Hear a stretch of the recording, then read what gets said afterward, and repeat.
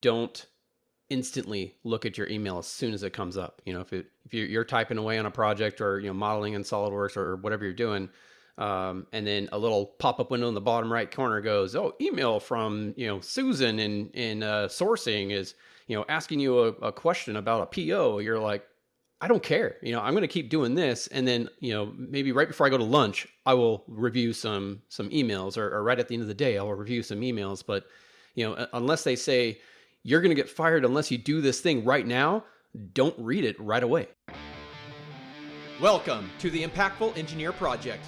I'm Steve Maxey, and with my co-host and brother Jake, we are here to bring you guidance, fresh ideas, and the tools to help you become an impactful engineer.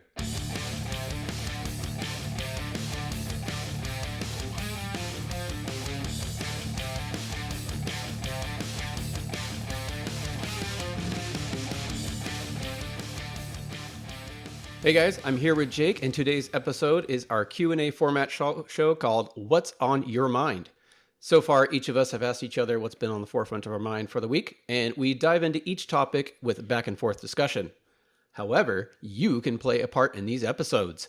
If you have a question about being an engineer, challenges you face, or even want to share your own perspective, please send us an email with the header of What's on Your Mind to questions@impactfulengineer.com. And that is questions, plural.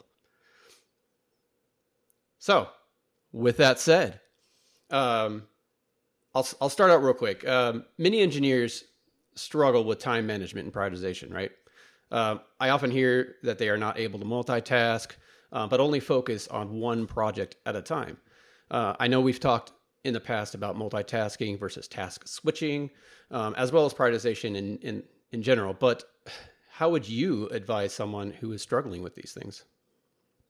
Well, you got to start asking more questions because it's a very general topic. It is, yeah. And I would start honing in on exactly what they're having trouble with. But in general, like you said, switching tasks a lot during the hour is going to cost you a lot of energy, and that's going to kind of burn you out day to day. So, look at that. I would have to be talking to the person and see what they think about multitasking, right? Because it really depends on what they think is multitasking. If they think they're great at it, I know everyone thinks that they're great at it and that they're doing it all the time. You're not, and you suck. It's just, I'm sorry, this is the way it is. But there's different levels, on the flip side of that, because there's two sides to every coin, we know that. But on the flip side of that, you can be good at switching tasks very quickly and good at managing your energy in between. And there's transitioning techniques you can use to keep you full of energy and switch to multiple tasks a day. And that's fine. But you're really switching. You're not multitasking, right? And I know that's nitpicky, but you're not ever multitasking. Yeah, correct. And I think what a lot of people don't realize is that they lose about there was a study, I don't remember what the exact figures were, but around 20 minutes of switching time between tasks is what it requires to really be fully invested in your next thing, right? And so if you constantly are switching tasks every half hour or every hour, you have such a minute amount of time that you're actually being effective. And so one of the things I always advise like the engineers that I talk to is block out blocks of like 2 hours or so on your schedule for your focus time that you need to get into the project you're working on and really focus. Put in headphones, block out everyone just for those couple hours, and then come up for air, walk around the office, check your emails, and find out what the next flavor of a project that you need to work on is. But make sure you dedicate some serious time to each one of your tasks. Yeah, and review the tasks that you have ahead of you and plan those time blocks out. And depending on the level of complexity, if you need to get into your flow state to be able to drive, efficient results from what you have ahead of you, you can always look at the level of difficulty of the task, right? So if I'm working on clear my inbox and set priorities for the day for the first half an hour of the day, which is what I do every day, I can be switching jobs and switching ideas and thoughts and taking notes as I look through my inbox. That's fine. So we're not talking about, little things like that. Oh, taking a call because you got interrupted. Oh, I can't do that because I can't be multitasking. They didn't say I could do that on the impactful engagement. Exactly. So be realistic with it. What we're trying to say is that you are costing yourself energy if you plan 15-minute time blocks back to back to back to back all day long. It doesn't matter how good you are or how good you think you are. You're costing yourself energy.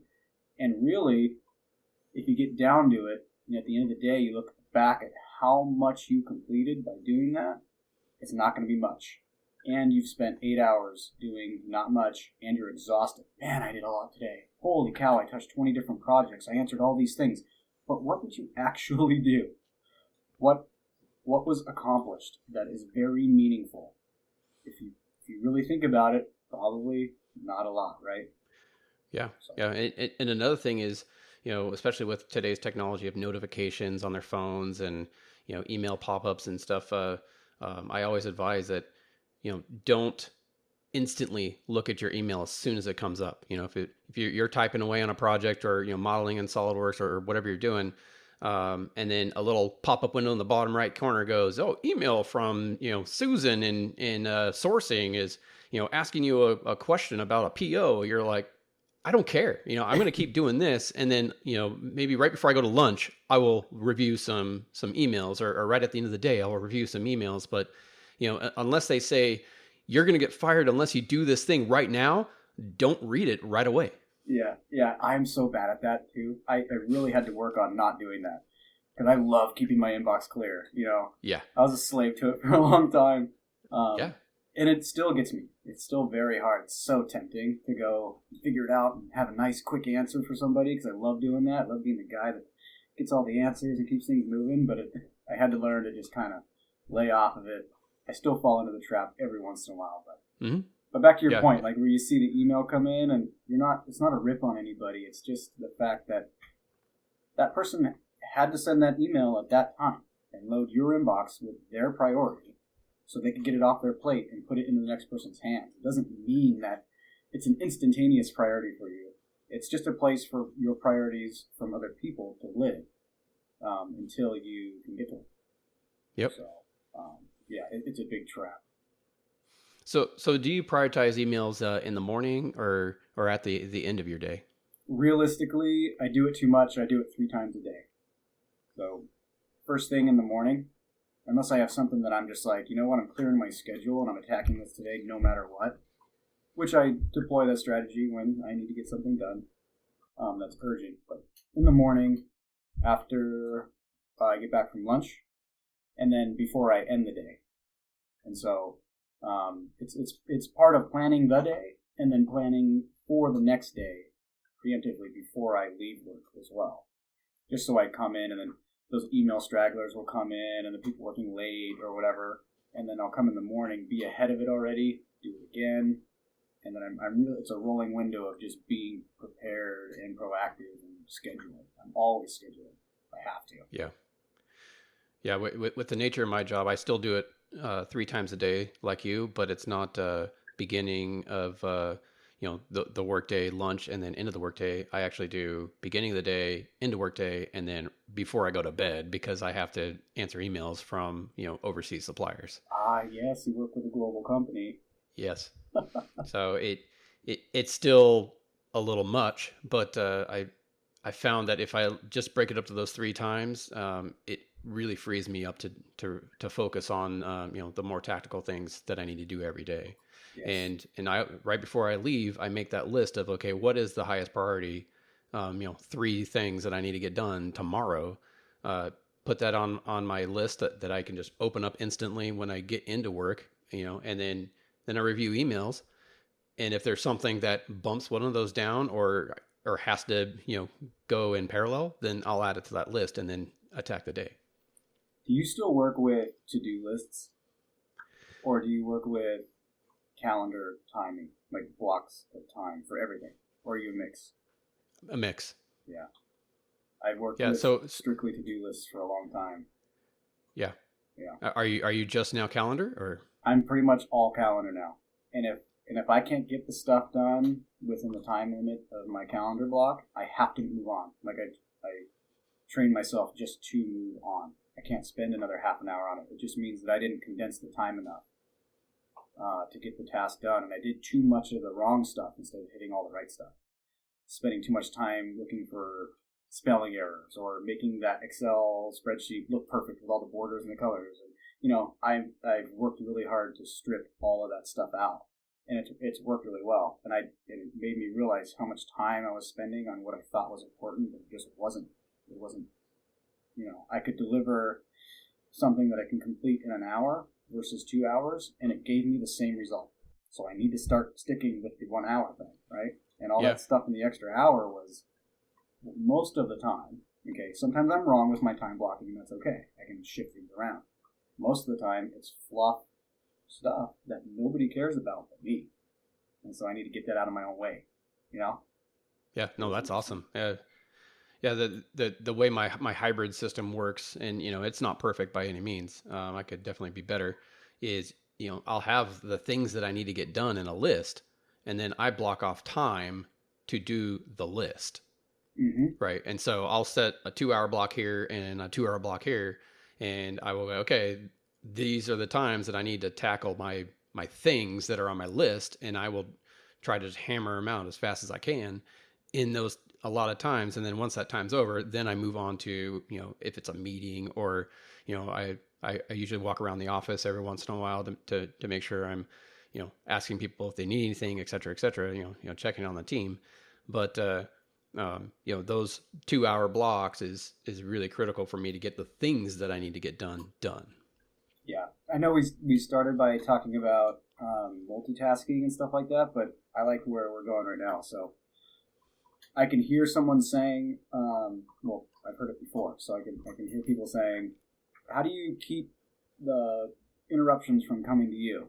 You want to be a team player and you want everybody to come and be able to ask questions and be available and all this stuff. But you set this 2-hour block. What have you done to mitigate that interruptions?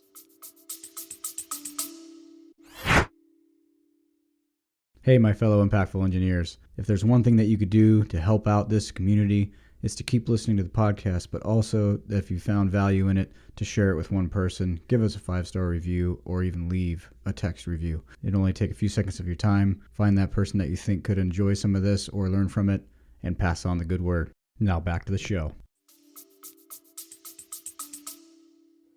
Yeah. I usually, when you close the door to the office, right, I only close it during those times. Otherwise, it's open the rest of the day. I don't have an office. Gotcha.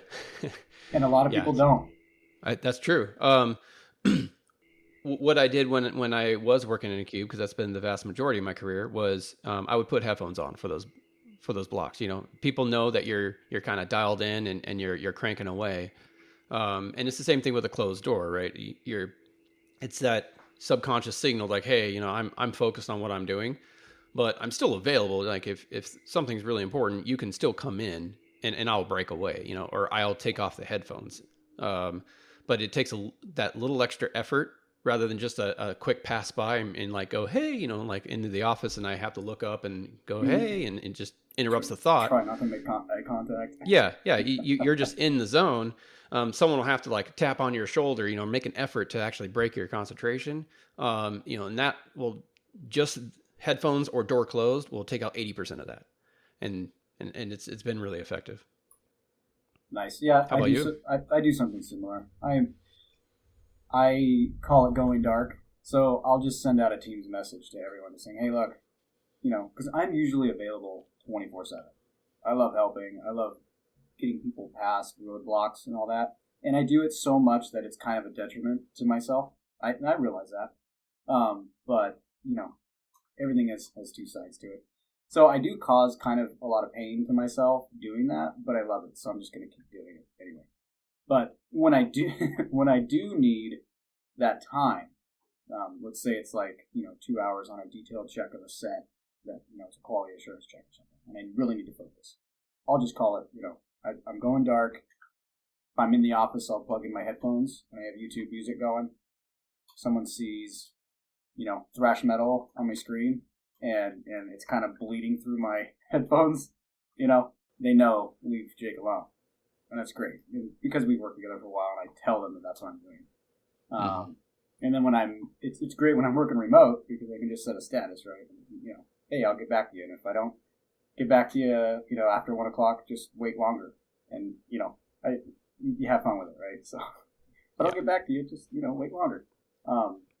So it's good. It works. So I do something similar. It works. Remote is great because you set the status. When you're in the office, I don't have a door, so I just say, "Oh, going dark." Yeah. So taking this back a little bit to prioritization, you know, most engineers don't just have one project, right? They'll have 5 or 12 projects, and so there'll obviously be varying levels of difficulty, varying levels of prioritization in terms of the organization, right? You know, oh, this is critical mission project, but it's a 5-year long project, you know, where this one's not so critical, but it'll take a day.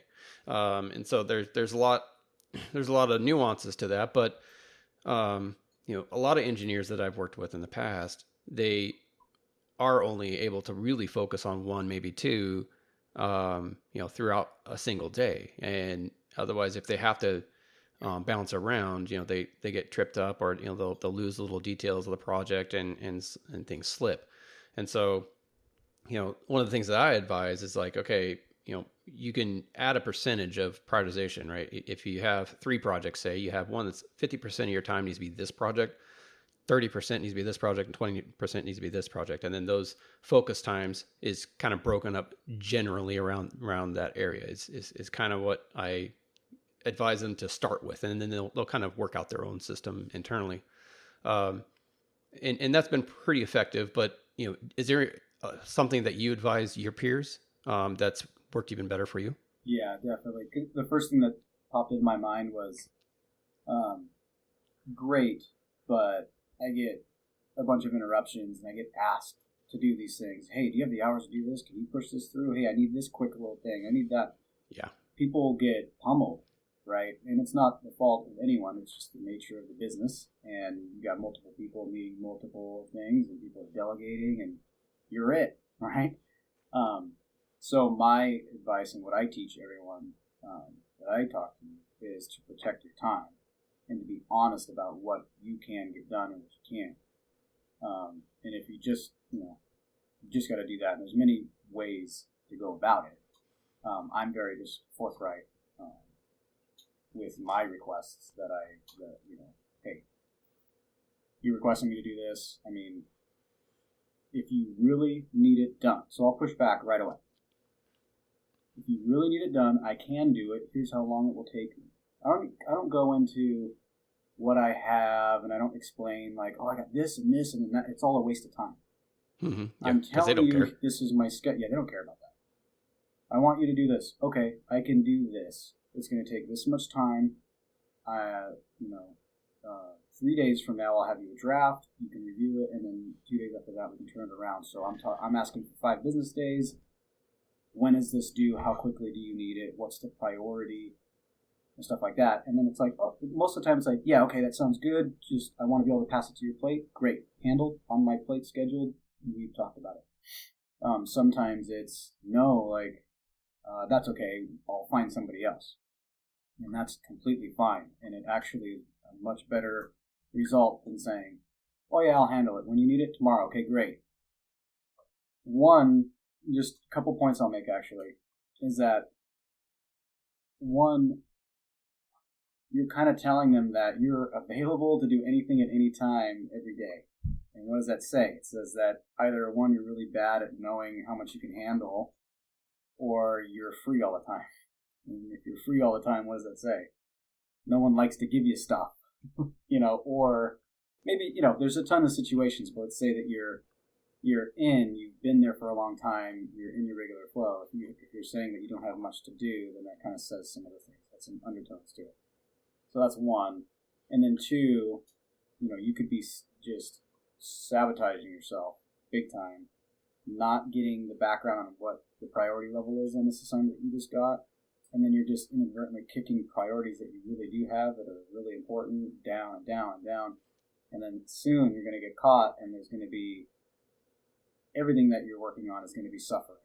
Instead of actively choosing to do very well on the highest priorities and letting some other lowest priorities either be scheduled to be done slowly over time by somebody else, or that they drop a little bit. It's a balancing act at all times. Yeah, and I think a couple points to that. One thing that I've seen a lot of like new engineers do. Usually, an engineer has a year or two experience, learns this pretty quickly. But is you never want to give time estimates in. Oh, this is the only thing I'm working on, so it'll take me 8 hours to do it. Oh, I can do it in a day. You never want to do that because you always have to account for other projects you're working on, interruptions, and then the nuances of day-to-day business. And so you have to just think hypothetically, okay, if I'm only going to be working on this an hour a day or 2 hours a day, how long is this going to take me? And then you use that as your gauge of when you can accomplish something. And I mean, I know most engineers do know that, but I see that mistake. I know. Yes. I say of course, but it's just, yeah, of course that's the way you should do it. But sometimes you don't remember that you're in the act of not doing that, right? So. Yeah, exactly. I forgot my other top. I'm sorry. I totally interrupted you and just threw you off completely. Yeah, that's all good. You got one of them out. That's fine. Yeah. So, what has been on your mind lately, Jacob? My mind is a blank. I've been doing too much of that task switching we were talking about. And so, before we got on the podcast, I had to, get up and play some music and, jump around because I was just staring at my screen, just like, oh my God, what do I do? Just zoning out. Yeah, so I got caught in the trap this morning. But we're doing well. Getting all the stuff done, getting it out. But on my mind lately, Well, I guess it's really the official launch of the podcast. Yeah, so that's been on my mind. Yeah, that's pretty cool, right? Yeah, let's talk about that a little bit. All right. Yeah. August 31st. That was the day. Yeah. So, and you know what I did? So I was dragging my feet, right?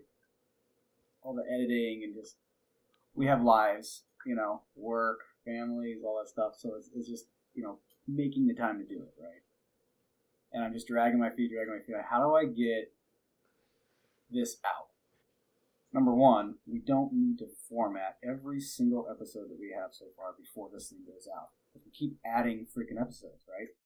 And so, number one, we're just going to prioritize a little bit here. And we're going to, this episode, as soon as it's formatted, that is the end of the list of episodes that we have before we launch. Okay, that was number one, so that helped. Number two, I called up my friend John, or I messaged him from work, and I said, look, I have to get my podcast out by the 31st. Have to. And if I don't, the next, 10-yard games that we play together, because we play, the can jam, the bottle bash, whatever that freaking game is with the boards. Totally blanking on the name of it right now. It's crazy. I see it in my mind, right? Cornhole. Jeez. Cornhole, yeah. Cornhole, yeah. my God. Yeah, so we play all these games, right? And I said, if I don't get my podcast out the next time we're paired, we're just, I'm going to force us to lose. So I'm just going to take you down with me every single time. The next 10 games. And we're, undefeated, right? We're, pretty good at these yard games, right? It's our thing. And I was like, yeah, I'm going to make us lose. He's like, okay. So he's texting me and calling me and approaching me, every day. Hey, you getting that shit done? Let's go. So that was fun. Now he has skin in the game. Yeah, he's got skin in the game. It kind of made it fun. And I don't want to lose. I can't. That would be the most terrible thing, is to lose on purpose. That would suck. So, played a little bit of the accountability game in there. So that was fun. We got it out. We launched it yesterday. And, the feedback's been good so far. All the guests that we've had on like their episodes and says it sounds great. And we'll get some of that candid feedback. And hopefully people are always welcome to send us, through our questions email, or just put it anywhere that we're going to see it, right on our page, message us, whatever, give us candid feedback. We want it to be something that continues to grow and gets better and better. And this is one of our first tools to use to spread the word and build the impactful engineering community, and bring that accessibility that we're looking for to everyone, and help out as much as we can. So yeah, I'm really excited to get those questions in. It's just going to be such a cool variety of topics to talk about. yes, and we need topics. I mean, we could probably have like a brainstorming session and generate a lot, right? Eventually, we're going to talk about a lot of things, but I want to talk about the stuff that people want us to talk about. Exactly. Right? We can talk about anything we want all day long, and hope it hits, or hope it helps, or something. But I'd rather talk about the stuff that people care about the most now, for sure. So, literally anything. Like, from what course should I take next or something? I don't even care. Like, not that I can advise you what course to take next, but just like send it in. Like, really. Yeah, and I think what you're talking about is just not putting in every detail to get the podcast launched. Kind of goes to something that a lot of engineers do struggle with, right? Is making something perfect, making something absolutely the best before they launch it, and you can't always do that, right? Depending on the business that you're in. Aerospace, yeah, sure, but you have to know when you have everything good enough so you can get it out on time and get it out to the world that needs to have that, whatever you're working on, right? I mean, it's a classic 80-20 rule, right? Where they say 20% of something takes or 80% of something takes 20% effort, and then the last 20% of something takes 80% effort. It's live by that, and it applies to so many things. Yeah. And like, when is asking for more time to get something done just torture? You know what I mean? Yeah. Let's just get this done. Let's say it's good. Just let's send it. It's good enough. Exactly. All right. So I didn't want to be a total dud on what I'm thinking about, and I actually did write down a note earlier this morning. So the feeling that you get, when you do something really tough, right? And maybe it was not just like a daily thing, like a tough thing that day. It's like, it's a goal that took you 2 months or 6 months to struggle through, right? And the podcast is kind of a good example of that. So yesterday when I clicked launch and we sent out some messages telling people that, we launched it, it's like 7:30 or 8 o'clock or whatever, but instantly, and I was kind of tired, and instantly after it was done, though, I was so jazzed and so like happy with it, and like, yes, we fucking did it, like, I'm good, this is great. That endorphin hit, And it's that, I know, and I still feel it today a little bit too. And then we're going to celebrate this when I come see you, for sure, and we're going to get Sharon together, like, we're going to go have some fun and celebrate this because it's a big win, right? But ride that feeling for a couple of days, do hard stuff that will challenge you and make you, overall better at your craft. Or even if it's not something that you're training for or trying to improve on your craft, just doing something hard, and then reaching some sort of goal, like, body weight composition or body composition, weight loss, stuff like that is big, reaching those goals, it just feels good. So if you've got nothing super challenging going on in your life, like, try to introduce some of that a little bit.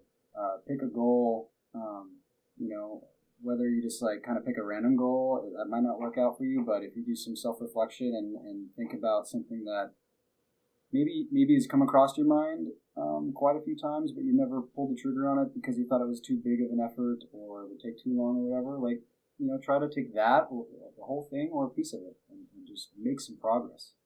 And it'll give you that energy, right? And depending on how many you do and reach and build and stack those wins, you're going to start feeling pretty good. And then you can translate that, and you'll start thinking, man, I can do all this stuff. And so that's what the podcast did for me, launching it yesterday. It's just one of those wins, one of many, Yeah. And I've been looking at wins differently lately. It's just, doesn't matter how big or small they're wins, right? So, and the more of them you get, the more momentum you build. Yeah, You can do a lot of small ones, or you can do one big one every once in a while. It has kind of the same effect, So start introducing some hard shit in your life and reach that goal and kind of suffer for a little bit. Yeah. Be passionate. And if you're having a hard time, to get through it. If you're having a hard time, figuring out the hard ones, right, or like the real tough ones, or you just are in a mental state that you just don't think you can add on these big monstrous tasks in addition to your normal day to day, start with the small ones. Do a small thing, like just go for a walk every morning for 10 minutes or whatever, and just start getting those small incremental wins. And then, as you say, you're going to start feeling really good about those wins. And then you'll start taking on the little things, or things that are a little stronger, a little harder, et cetera, et cetera, et cetera. And you'll start building that momentum up. And then you're going to start slaying like big things and accomplishing hard things. And you're just going to really feel good. Yeah. And then you'll realize that all the hard stuff is made up of a bunch of small stuff together. Right. So I know there's that feeling, and I've had it many times, where you just think of everything, even if it's just like a to-do list, right? At home, and you're like, I gotta work and this and all that, and then I have this list of all this stuff I gotta do. So you get that feeling of just, you're not even gonna start because it's just too much, So you gotta, if you have that feeling, you need to start correcting that and taking that as a sign that you need to start working on small ones. Maybe changing that mindset a little bit to the growth over the fixed, and start making some wins so that you can overcome that. And it will happen quicker than you think it will, as long as you just get started. Yeah. Right. Yeah. A good analogy that I'll share that I'm doing in my own life is as you know, I'm into cars and I like building, sports cars, etc. And with two little kids at home and, a job, the podcast and, other things, I don't get a lot of time to work on a big project. Well, all my projects are big projects. So what I do is I do those little incremental things, right, to move that project forward. Even though this project is going to take 2 years to complete, I'm still doing a little thing like, I sent out my cylinder head to get machined and I'm going to assemble it, right? That's one little thing. Or I'm going to, pull off, the brakes and put on new brakes, whatever it is, just incrementally little things as I get this project completed. It's the same kind of thing. Same thing with the podcast. What did we do? Exactly. We're like, hey, I think we should start a podcast. I'm like, yeah, we talk about stuff all the time and trying to help each other. Why don't we just turn it around? Well, okay, yeah. Sure. Well, how do we do that? Well, I don't know. We'll probably need like some good equipment or something. And so, we bought a mic. Okay, what's the program you use? Oh, we downloaded this program. Oh, okay, great. Well, how do you use it? Oh, I don't know. I don't know. Hit record. And let's figure it out. Yeah. There's like a big button that's, it says record. Oh, hit it. Okay. You don't try to think things through all the way to the end, right? I mean, just last night when I'm posting the podcast, my expectation was like I get to just like upload these episodes and then I just hit publish and then everybody knows and everybody has it. And then it's like, oh, it'll be like 2 weeks and it's some sort of approval process to get on Apple Podcasts. Like, oh, I didn't know that, but okay, cool. Whatever, we'll wait 2 weeks. Whatever. I've learned the next thing by simply taking action. I didn't have to know everything beforehand. I didn't have to Google it and go, how do you get your podcast across all platforms and then sit there for 5 hours and read and then write down all the steps and then it's just like, post the podcast. Post it. Did you post it? Yes, we posted it. Great. What's the next thing? You just gotta let go. And it's a huge win. In my mind, it's posted. Is it on every platform? No. We'll work on it. Am I gonna do that today? And have to get that? No, I won't. I don't have to get that done today. Take bite-sized chunks, start stacking it. So, yeah, Steve, that's a great place to wrap up this episode, I think, unless you had anything else to share. No, I'm solid. Now that we're launched and this is our first recording after, post-launch, I really encourage everyone to please send in, your questions or perceptions, etc., into our questions@impactfulengineer.com email. We love to hear from you. If you think we suck, you can tell us and tell, but I want you to tell us how we can be better, not just tell us that we suck.